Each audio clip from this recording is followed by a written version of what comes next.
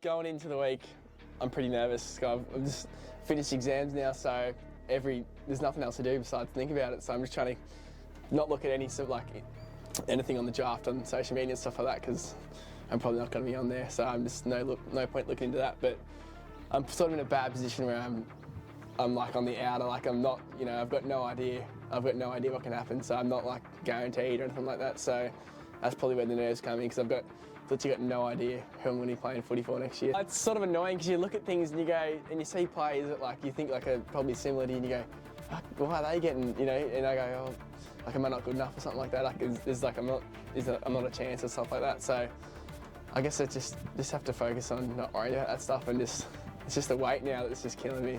Yesterday I went to Sale to get valedictory tickets, which is the day after the second round of the draft. So if I do get picked up, well, it's gonna be good. I'll be playing celebrity around there. So, but I've just been, watching movies. I actually watched Star Wars for the first time yesterday. I think I've watched 3 of them already. So that's I'm just watching TV and stuff like that.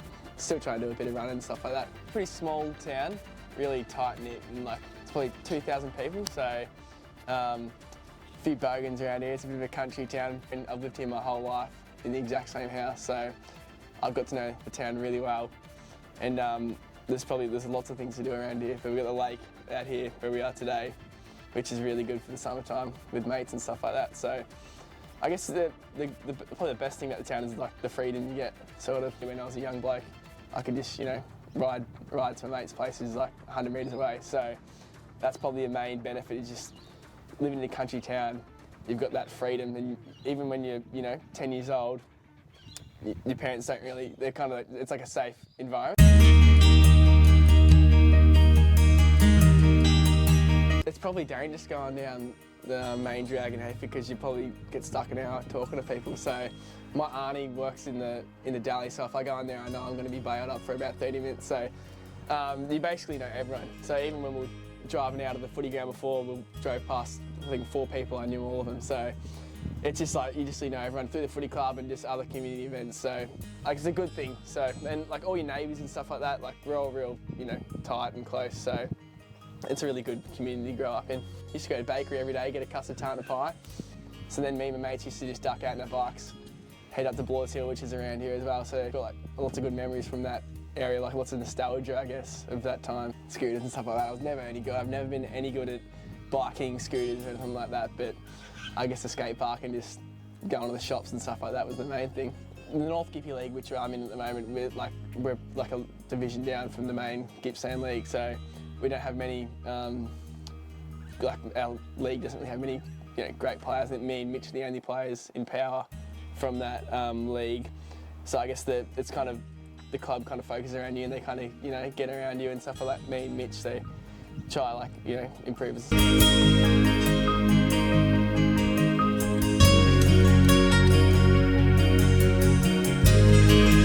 Dave Wojcinski, he's the 3-times premiership player for Geelong. Lee Brown, who's the senior coach at the moment, he's won a premiership for Collingwood. Mark Stevens, who's young bloke, Mitch Stevens, who plays power at the moment, he's a 1-times premiership player at Adelaide. And Adrian Cox, he was a Hawthorn player. He only played about 50 games, but his highlight reel is insane. He's got some of the best highlights from bombs outside 50 metres and stuff like that. Matt Ferguson, he's a St Kilda player. He was probably another one as well. So there's been a few from around this area that, it's a pretty small town, but they've had a few premierships as well here, so it's good. You get up at probably maybe 9 o'clock, get down here for the thirds, probably have a pie already at 9:30, finish your pie, seconds will come on, you probably wouldn't even bother watching it, you'd just be in here talking to the boys. And then if I'm playing, you're probably warming up about 1:30 out there. If I'm not playing, sitting in the car with the boys, eating chips and gravy probably, that's about it. And after the game, in the rooms for putt-putt, where you win the jackpot of $500 if you putted in the hole. So that was the usual Saturday this year, but back as a young bloke, it was probably sliding in the mud out there as well. I'm going to miss it not being here next year. I've probably been around the club since I was 4 or 5 maybe, so that's probably the reason that I've actually got here today, is because just up at the club and just kicking the footy every day, every Saturday. Everything's sort of based around the footy club, so it's probably the reason I'm here today. I debuted when I was 16, and my first game was with Lee Brown, and he was in the goal square, who's an ex-AFL player. and I was playing forward, he'd just sit back there and just tell me what to do, really. I'd sneak out a little bit wide and he'd go, come back in and stuff like that. So he was really helpful, like, you know, with my positioning and stuff like that. So after that, I sort of got the hang of it, and I was just a little bit nervous at the start. I was skinny and frail.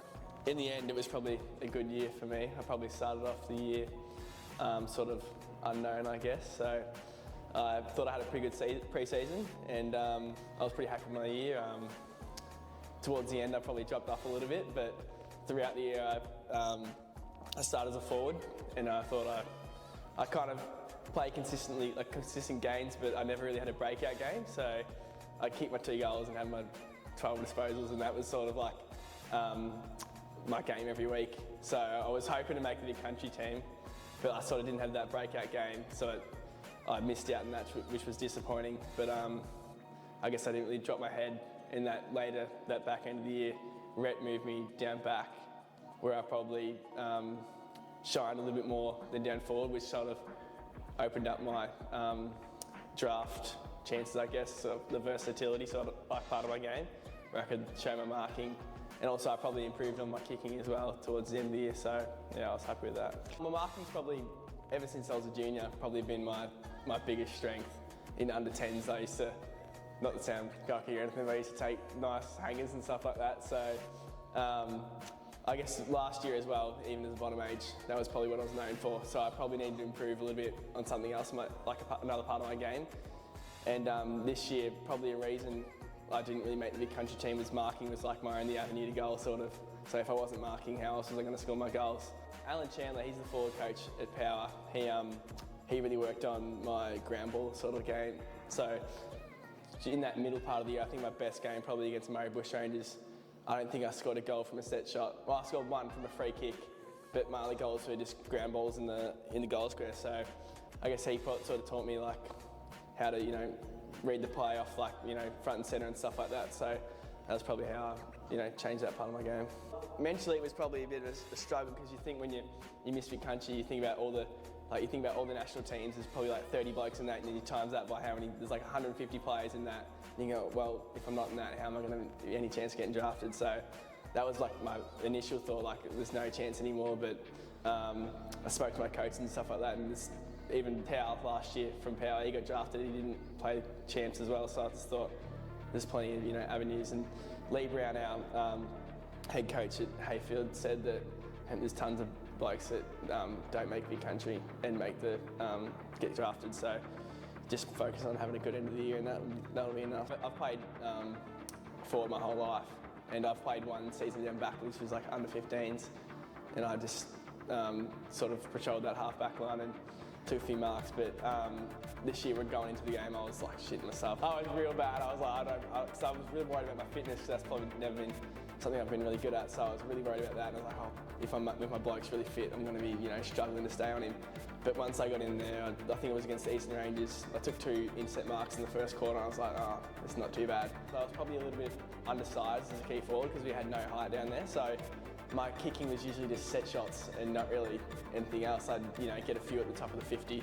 But when I started to play back, it was more like those short kicks, like looking inside for the 45 and stuff like that. So that's probably where I showed my kicking strength a little bit more. I thought, oh, well, if I'm not making the country, then I'm, you know, not getting drafted. But then the state draft combine invites came out, and I was like on the original 25. So I was like, oh, shit, maybe I'm a chance. And that's when I started to play back a bit more as well, and sort of up my chances a bit. So now I'm just hoping for the best, I guess. You know, it could go my way, it could not, so see what happens. Nerve-wracking, going straight into a pre-season, like a really, you know, hard pre-season, but I guess that's just what it's going to take. So it's exciting though, if I'm on the list playing with all those AFL boys and stuff like that. So, but I'm just excited really. It's like exciting, just like that first week of the draft night, especially like getting picked up would be the best. So I just have to wait and see.